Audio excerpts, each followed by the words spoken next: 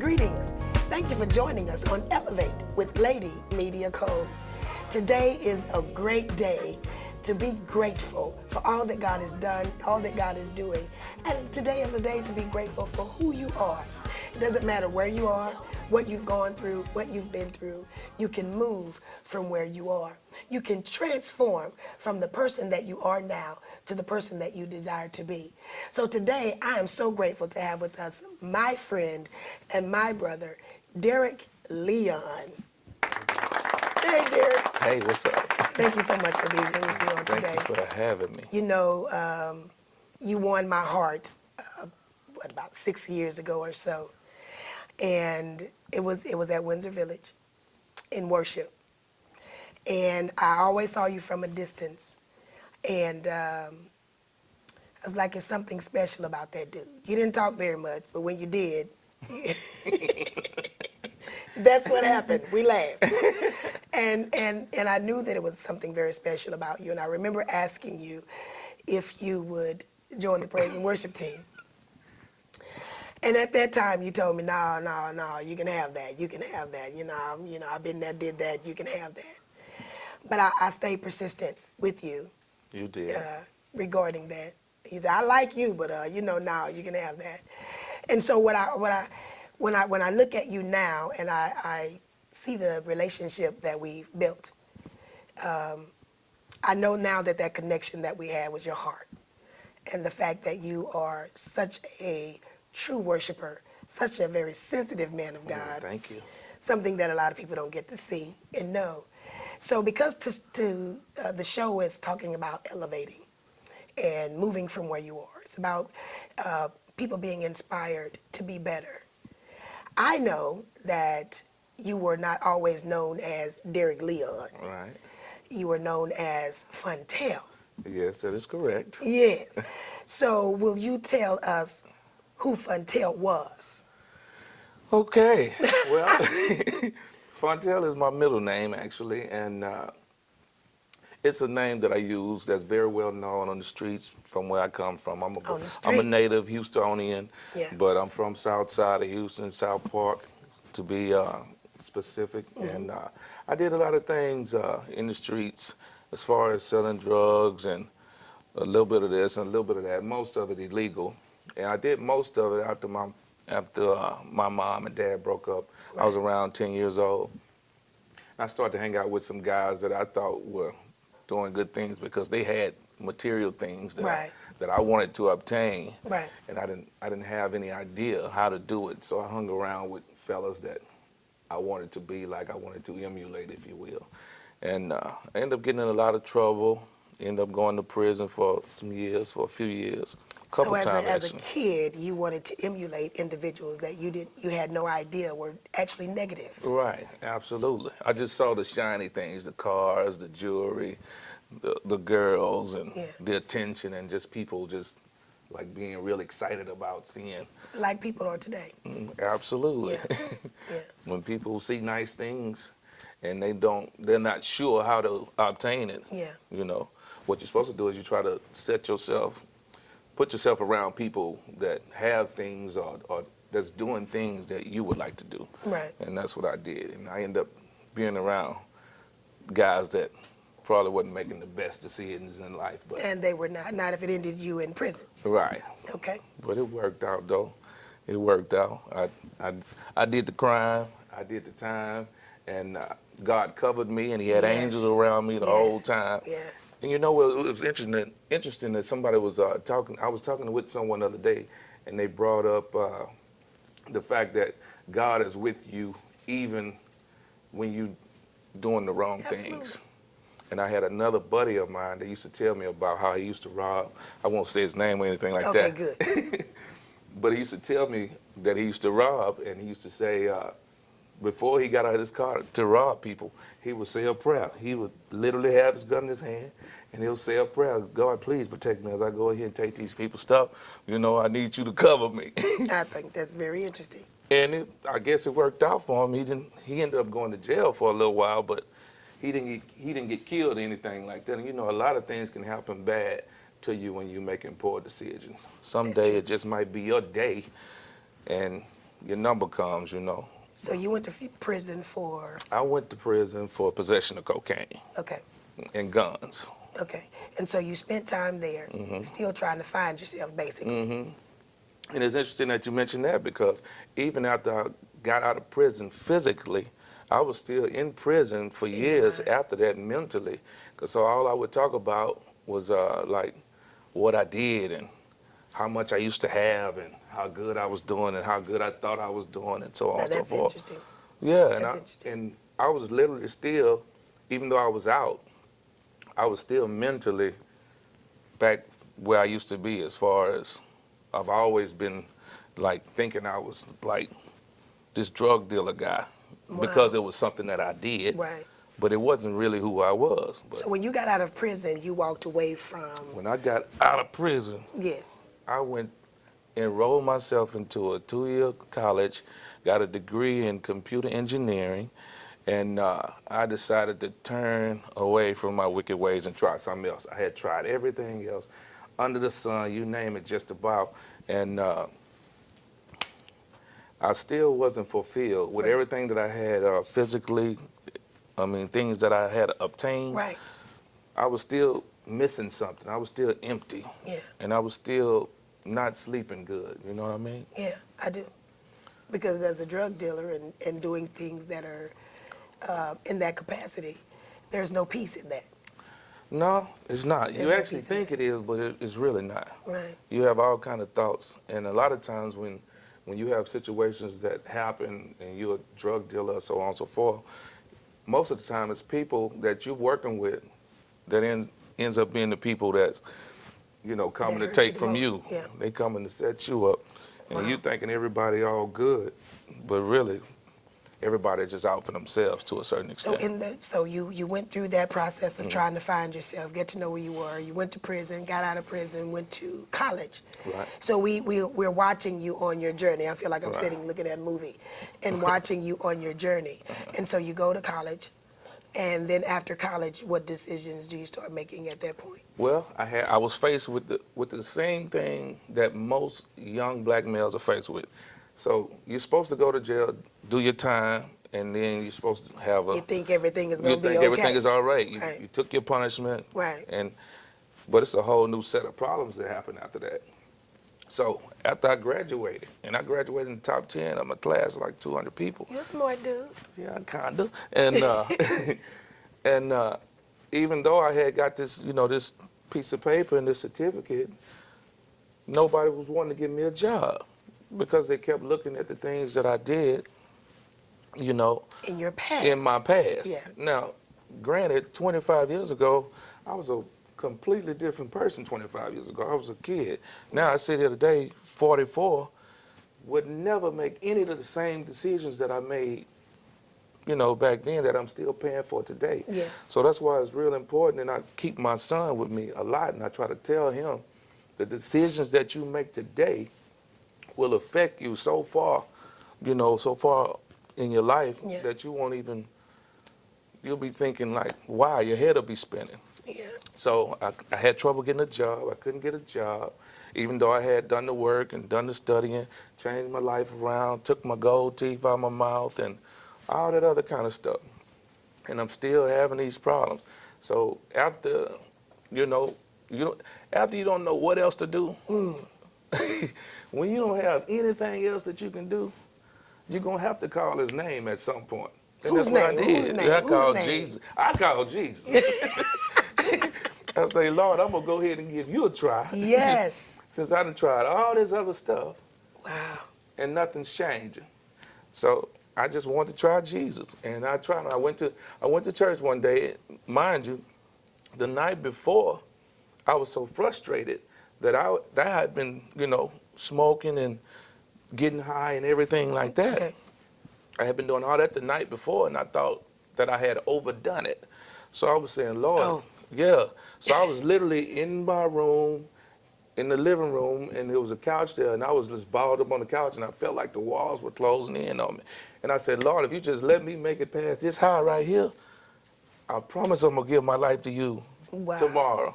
Tomorrow. Uh-huh. Okay. Because I couldn't do nothing. I was that gone, you know.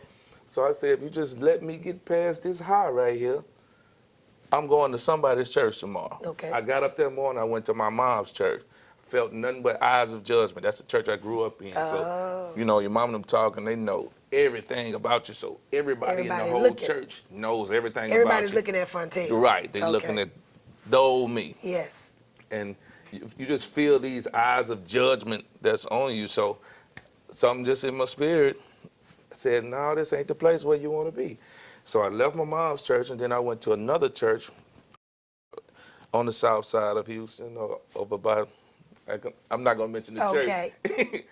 But every time I had went to that church, all they were talking about was tithes and, you know, Money. begging for money all the time. That's what it felt like to me. Okay. But I understand how churches work. But all it felt like, all they talked about was money. He literally had a board, a whiteboard on the pulpit, and he was talking about, you know, breaking down how you pay tithes. Well, I knew how to do all that. I grew up in church all my life, right? So some said go to Windsor Village. I went to Windsor Village.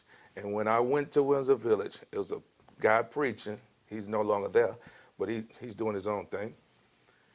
And he preached my sermon. He preached the night before, like clockwork. Mm-hmm. Everything that I had done the night before, this guy was standing in the pulpit, and he was talking about it. So this is, It was like he is this the followed day me. after your This is the next day. maximum high that you Yes. said, Lord, okay. That was a Saturday. This is Sunday. Okay. Now I'm getting up trying to fulfill my promise that I said I was going to fulfill to God. You know, Okay. if you let me make it through this, I'm going. Okay. When I go inside of the church, this guy is preaching my night, my Saturday night. Wow. And it was so clear to me that this was the day, this was the time, and this was the place to be at the time. So when he did an altar call, he would always call everybody come to the altar, and they'd say a short prayer or whatever. Mm-hmm. And then when the prayer is over, you know, anybody that wants to stay and give their life to Christ, you go ahead and do so. Well, since I was really kind of nervous, and you could tell because I had on like a 14-piece suit. It was really like it was really like a 3-piece suit. But when you wounded it on the inside, you try to make yourself really look real, wow, like that, right? So when everybody was walking away from the altar, I said, okay, well, I'm not finna be the only one standing here when everybody leaves, so let me go back to my seat as well. Yeah. And that's what I did. I went back to my seat. Lo and behold, a lady named Dr. Jackie Cobbins, she was sitting next to me, and she stepped out to let me back in, into the pew. And then she just whispered to me, looked me straight in my face and said, you wanted to join church, didn't you? And I said, yes, ma'am. By this time, everybody's already back at their seat. Yeah. It might be one person standing down there to join, but I wasn't going back, you know. And she said, come on, baby, I'm going to walk you down there. And she held my hand. She literally took my hand and walked me down to that altar. And my life hasn't been the same since. Wow. I'm serious. Wow. I'm serious. That is amazing. And I'm so grateful. I didn't even know that lady. I didn't know her at all. And she didn't know you, but guess who she knew? Oh, Lord. The God that knew what you said that Saturday night. Absolutely. And there are some guys who are watching right now. There are even some women who are watching right now, and you feel like your life is just out of whack. You feel like drugs got you in a place that you can't get out of. You may feel like your situation have you in a place that you can't get out of. Your mind have you in a place that you can't get out of. Derrick Leon is an example that God can bring you from where you are to where he wants you to be. Absolutely. Stay right where you are. We'll be back with more Elevate from Lady Media.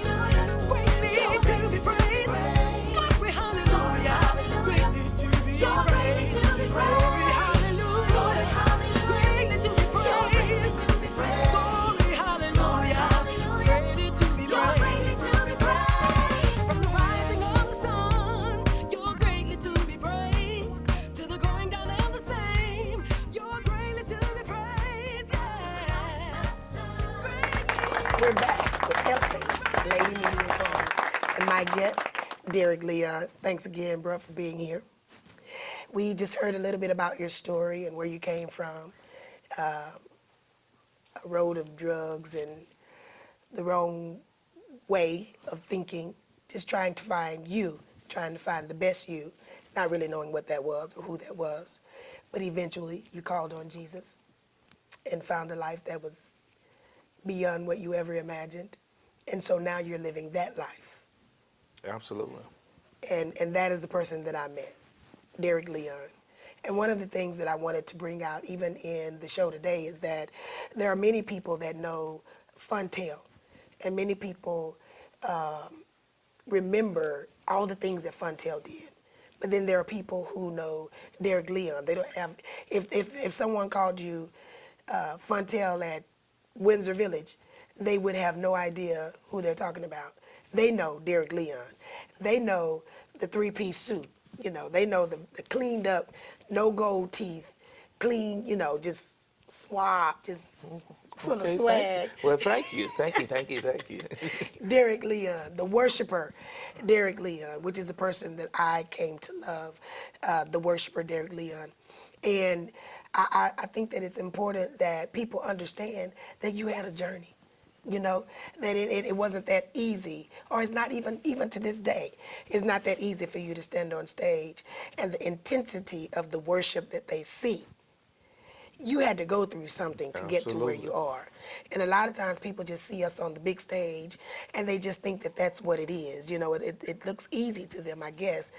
Sometimes I try to understand, you know, what they really see, what they really, you know, what y'all really think about when, you know, when you see people on the stage and not really know that they've had a story, they've had a journey, they've had hurts, they've been through confusion. Absolutely. You know, they've tried to figure themselves out.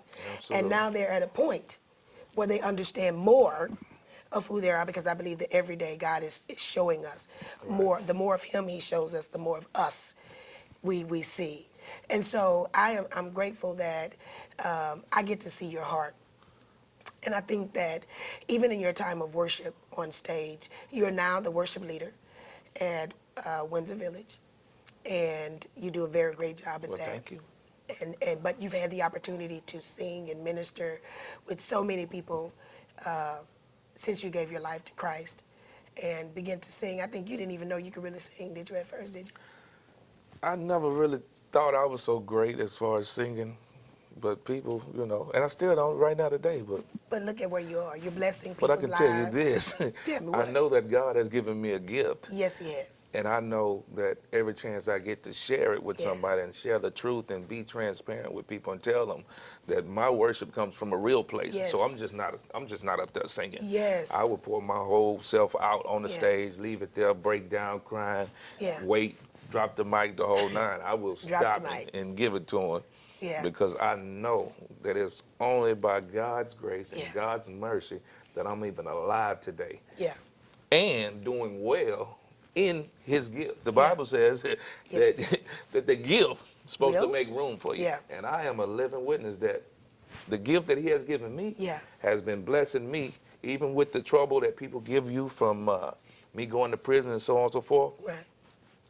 Let me tell you something. The Lord will elevate you, and he will put you places that no man can put you. Amen. Amen. He will put you there. Amen. People I know will be he will. looking at you, not understanding what. How you get to be that doing Yeah. that? How he Yeah. get to do that? How Yeah. she get to do that? Yeah.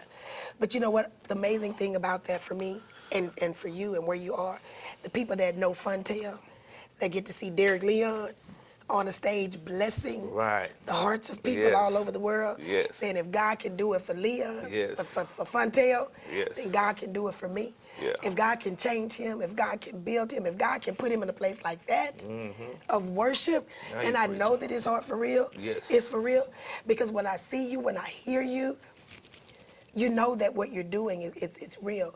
Because I think that even with our relationship, it's a heart-to-heart thing. Absolutely. You know, and it's funny, we laugh at ourselves because most of the time when we talk, we end up crying. Absolutely. Because we're thinking about how good God has been. You know, because the gifts that we have can be easily taken away. Absolutely. You know, we can easily lose them, you know. But because of the God that we serve, we have everything that we need. And you wrote a song. You recently released your single, Your Blood Was Enough. Yes. I need you to talk to us about what that song means to you. We're going to make it available for our audience. Well, actually, when I wrote the song, I wrote it about 7,500 feet off the ground in a pipe rack at a chemical plant, and I wrote it on my sleeve. Wow. I didn't even have the words to it at first. I was taking bass lessons. I started practicing on the bass, and I had one morning got out of my morning study, and I just picked up the bass and I started playing it. I'm not a great bass player, but I can play the instrument a little bit. So I had the music in my head, and it was just there, and I was listening to it all day, just in my mind, subconsciously, while I was working at the chemical plant. And I was up there, and it just came to me, so I just took out a pen, and I was way up in there on harnesses and stuff, and I just started writing it down on my sleeve. I still have the shirt somewhere. Oh, it was on the shirt, not on your I own. wrote it on the shirt. Okay. I started writing it on the shirt, and then I went back to on a lunch break or something like that, and then I transferred it to paper. And I just wanted people to understand the importance of the blood and how the blood is important, and what it means and why I'm here and why I do what I do. And it was a reminder to me more than anything else, because I've always loved to write. I always loved to sing, but when I would write like a lot of people write, just trying to rhyme. All right. Yeah, instead of just Writing what was on your writing heart. what was in my heart and my mind. Yeah. You know, and that was one of the first times I experienced that on that level, to where everything was just popping out so clear to me, and I was writing it, and it was to remind me that everything I was going through, as far as trying to find employment, everything I was going through with the first wife that I had, because I've been through divorce as well, and your blood was enough just came to me just like that, and somehow I just started singing the song with the music that was in my head, and that's what it turned into. And I just wanted to share the importance of the blood and the reason why we're all saved now, because somebody died, because the Lord sent his son to die for us so that we may have everlasting life, you know what I mean? So that we can overcome any obstacles and anything that this world has to offer and suppress us. Yeah. His blood was enough. So when he died, that set us all free. Yeah. You know what I mean? And that's a beautiful thing. It's a beautiful thing.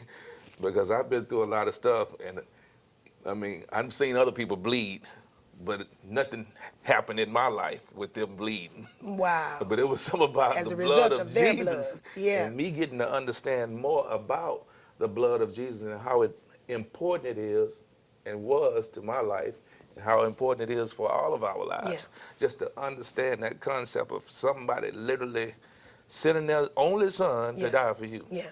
Yes. I mean, I don't think I would send my only son. I don't think I would do it I don't know that you would.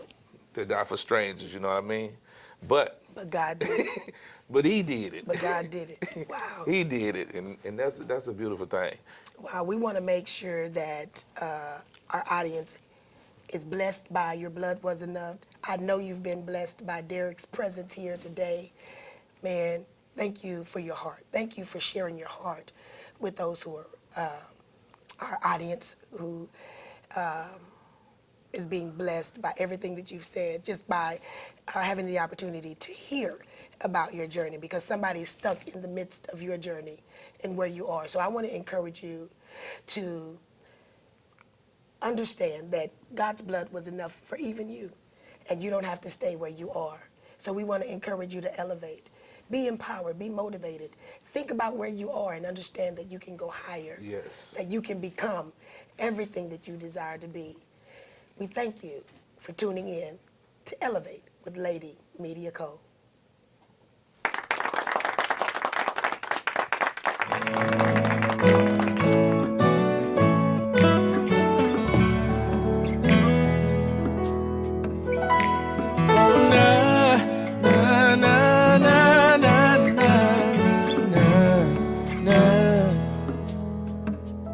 I'll remember the 2 fish, the 5 loaves of bread, and the crown of thorns that you war on your head. I'll remember all the marvelous works that you've done. And I'll also remember you, God's only Son. I'll remember all the miracles and wonders of old. Most of all, I'll remember how you saved my soul. And the blood that was shed showed an unfailing love. It proved that your blood was enough. Your blood was enough to wash away my sin. It was enough to make me whole again. Your blood was enough to set the captives free, and just enough to save a wretch like me. I'll remember it's in you that I put my trust. Because of your love, I'll never forget. Your blood was enough. Your blood was enough to wash away my sin. It was enough to make me whole again. Your blood was enough to set the captives free, and just enough to save a wretch like me. I'll remember it's in you that I put my trust. Because of your love, I'll never forget. Your blood was